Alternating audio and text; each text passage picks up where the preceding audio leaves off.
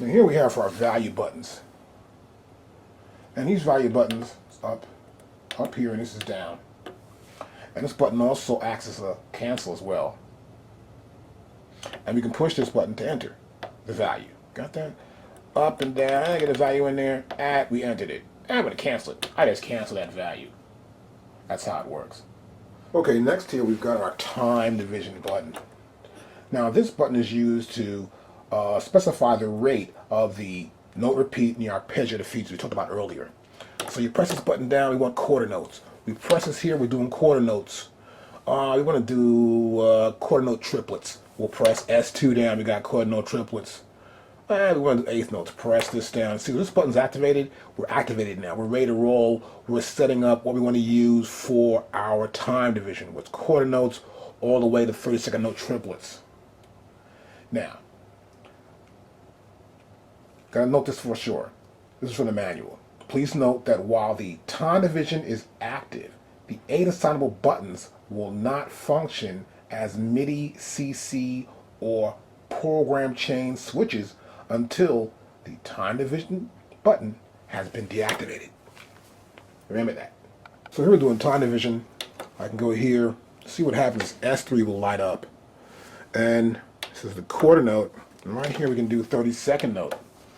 And maybe do 16ths or the 32nd note triplets, 16th note, 2nd note triplets, 8th note triplets, 8th notes. So our time division is set. And now we deactivated the time division. Now here we have our octave key right here. The down and the up, the reset for the octaves. Now our MPK has 4 octaves physically. It's 49 keys, so we have 4 octaves. But we also can access the bottom half and do a -3. So we go down -3 octaves. And we can go up +3 octaves, giving us a range of 10 octaves. It's really great. Now next we have our assignable sliders. Now each slider can be used to send continuous control data to our desktop audio workstation if you're using like Reasons or using Go Light. You can send continuous data to those softwares. And also with the MIDI device as well. This is the back of our MPK49. Right here we've got a expression pedal input. We got our sustain pedal input, MIDI in, MIDI out, and our USB. That's how we power up our machine. Or if you got it, you can put your 7-volt DC power unit right in there. Of course, our lock, and we're good to go. Let's check the machine out now.